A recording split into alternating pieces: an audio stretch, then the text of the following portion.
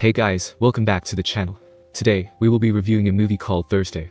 It's a movie that takes place in one single day in the life of our main character Casey. Casey is a married man with a beautiful wife in Christine. They met 5 years back, and Casey back then was a very confident man who had strongly attracted Christine. They got into a relationship pretty fast and were really happy. But now, the relationship between them wasn't strong. They don't have that same love towards them. Or could we say that the spark between them was lost? One night, Casey gets a call from his friend who he hadn't been in contact with for the past 5 years. His friend's name is Nick, and he had called Casey to let him know that he was coming to his house to stay for a few days. Casey doesn't feel comfortable having him in his house, but he cannot say anything as Nick says that he is getting married. So the next day, Casey tells Christine about Nick coming to their house. Christine obviously gets confused as she had never heard Casey talk about his friend before. She questions why he never talked about Nick before, if he really was a good friend of his. Casey answers that before he met Christine, he was mixed with some bad people and was doing bad things himself. So, he never told Christine about Nick as he was his friend from that time of his life. Hearing this, Christine doesn't say anything as she is getting late for work. She tells Casey that she will be late as she has a dinner planned with her boss that night. Before leaving, Christine reminds Casey that Dr. Jarvis will be arriving today to interview him, to see if he is fit to adopt a baby. They were planning on adopting a baby, so it was very important for Casey to pass this interview.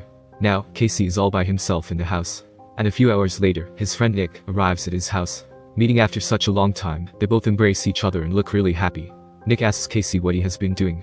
Casey replies that he is an architect now. Hearing his answer, Nick gets surprised. He tells Casey that he looks boring compared to how he used to be. Casey answers that times have changed since he left his past job. He asks Nick about his wife. Nick tells him that she is just a girl, nothing special. Casey gets a bit confused to hear that. He thinks, why is Nick getting married to a girl who he thinks of as just some girl? After a while, Nick tells Casey that he has to go somewhere for a work-related business and wants to borrow his car. Nick tells him that his car had a flat tire, so he needs Casey's car to drive. So, Casey hands Nick his car key, and Nick heads out. Casey goes back to work but he can't focus. He feels sleepy. So, he gets out of his room and sees a briefcase in the guest room. That briefcase belongs to Nick. Casey is curious to know what is inside that briefcase. He contemplates opening and seeing it for himself to find out. But he reminds himself that is not a good thing to do. So, he decides not to open the briefcase. However, he quickly grabs a tool and opens the briefcase. He calls Nick immediately and shouts at him. The briefcase contains drugs inside it. Casey is angry at Nick for bringing drugs into his house and possibly putting him in danger as well. Casey wants Nick to pick up his stuff and leave his house immediately. But Nick replies that he cannot do so as he has important things to deal with. So, Casey warns Nick that if he doesn't take his briefcase with him, he will call the cops and hand it over to them. But Nick isn't afraid at all. Instead he tells Casey that if he calls the cops, he will tell them about his past as well. After that, Nick hangs up the phone. Casey is absolutely mad. He takes the drugs to his kitchen. He cuts them one by one and drains it down the pipe. Then, he hears a doorbell and sees a pizza delivery guy. Casey answers the door and tells him that he didn't order a pizza. The pizza guy then asks if he can use the phone. Casey says okay, but when the pizza guy enters the house, he punches Casey and pulls out a gun on him.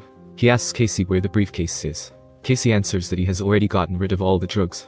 Then, he calls his boss and tells him about the drugs. After hanging up the phone, he tells Casey that regardless of whether he got the briefcase or not, he was ordered to kill him. Casey, then as a last wish, asks him if he can smoke. So, the man lets Casey smoke and also tells him about himself. He tells Casey that he aspires to be a singer and he was just involved in the killing business to earn some money before he could record an album. Time passes by and he and Casey have smoked a lot of weed. He gets up and tells Casey that it's time for him to die. And just when he was about to pull the trigger, he gets a phone call from his friend. His friend tells him that he has to sing a song right now if he wants to get a record deal. He doesn't want to do it right now, but seeing it as a golden opportunity, he agrees. He tells Casey to put on a cassette, and then he starts singing away. Casey is just confused to see what is happening. The hitman then slowly starts to get in his zone. He gets completely lost in his singing. And then, Casey sees his chance and then attacks the hitman and knocks him out cold. He ties the hitman with duct tape and keeps him in his garage. Casey tells him that normally, he would just kill him. But, he is a changed man now. So, he will not kill him, he's just confused about what to do with him. Then, the doorbell rings again. Casey goes to check and finds that it is Dr. Jarvis. He is here for the interview. Seeing him, Casey hurries and cleans the dining table which has weed, and then sprays the room to clear out the air. He opens the door, and the interview begins to check if Casey is fit to adopt a baby. Casey is obviously nervous to have him at his house. Dr. Jarvis questions him about a few things. Casey nervously answers his questions, but then he hears loud banging from the garage. Fearing Dr. Jarvis might find out about the hitman, he says that he will be right back and heads to the garage. Then, Casey sees the hitman hitting on the garage door. Casey has no option but to hang him upside down. After returning back to the interview, he has another guest in his house. And this time, it's a pretty lady named Alice. She tells Casey that she is a friend of Nick. Casey tells her that Nick isn't home and asks her to leave. But Dallas barges in anyway. Thinking that Dallas is a friend of Casey, Dr. Jarvis welcomes her and wants to ask her a few questions about Casey. Casey goes to call Nick and tells him about his friend. Meanwhile, Dr. Jarvis asks Dallas about the past life of Casey. Then Dallas reveals that Casey used to be a drug dealer with Nick. He was a ruthless drug dealer who wasn't afraid of anyone. He would kill anyone he liked without a blink of an eye. After hearing the true story of Casey's past, Dr. Jarvis wants to leave from there. He obviously isn't going to evaluate Casey as fit for adopting a baby. Casey tries to stop him as he is the last hope for him and his wife to finally have a baby. But Dr. Jarvis doesn't listen to him and leaves. After he leaves, it's Dallas's turn to pull the gun on Casey. She ties him up to a chair and asks him about the $2 million that Nick brought with him. Casey had only seen the drugs. He doesn't know anything about the money. So, he answers that he knows nothing about any money. Dallas gets on top of Casey and tells him that he has gone soft after he quit. Casey tells her that anyone would have quit if they had done the same thing as him. It is then revealed that the real reason behind Casey leaving the life of a drug dealer was because he had killed a woman who was pregnant. The guilt of it was so unbearable for him that he decided to quit and then pursued architecture. Dallas mocks him for his story and tells him that she will wait for Nick to come. Until then, she plans to have sex with Casey. But he refuses and tells her that he is a married man. Hearing this, Dallas gets even more excited. She opens her clothes and then forces herself on Casey. At this point, Dallas is clearly sexually assaulting Casey. But it doesn't last long, as she gets shot from behind. And the man that shot her identifies himself as Billy. Much like Dallas, he too is a friend of Nick and is here for the money. He tells Casey that Nick had stolen $2 million from a cop and had it hidden somewhere. Billy thinks that Casey knows where the money is hidden. So, he plans to torture Casey in telling him about the location of the money. But just then, they hear a police siren. Billy puts his torture tools down and then goes to check. At the same moment, Casey manages to get himself free. He cuts the duct tape that was tying him and then grabs a pan from the kitchen. He sits exactly like before to avert any suspicion. Billy comes back and tells Casey that the police had come to the neighbors. He picks the torture tools and then notices the duct tape on the table. He knows Casey has freed himself. Their eyes meet, and before Billy could do anything, Casey smacks him with the frying pan. Casey hits him a few more times and then pulls the gun on him. Casey almost kills him, but remembers that he is not the same person anymore. So, he takes him to the garage and ties him upside down just like the hitman from before. Now, with how his day has gone so far, Casey is mad. He gets a call from Nick who says that he will be leaving the city. Casey tells him to come and clean the mess that he has created. But Nick answers that he is in no situation to come to his house. Nick tells him that he is going to leave the city. The people he stole the drugs from were after him. So, he has to leave the city to save his life. Then, Nick also tells him that the cop he stole the money from will come after Casey.